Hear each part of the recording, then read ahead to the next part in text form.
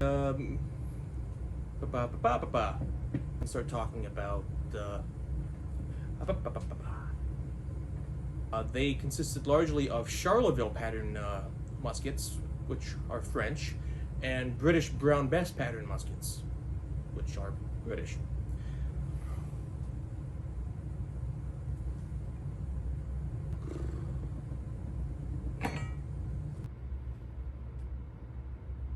To my knowledge, they were the this is not important.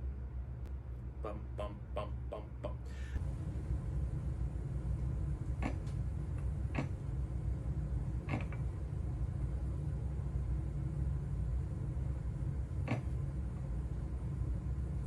So, in April, on April,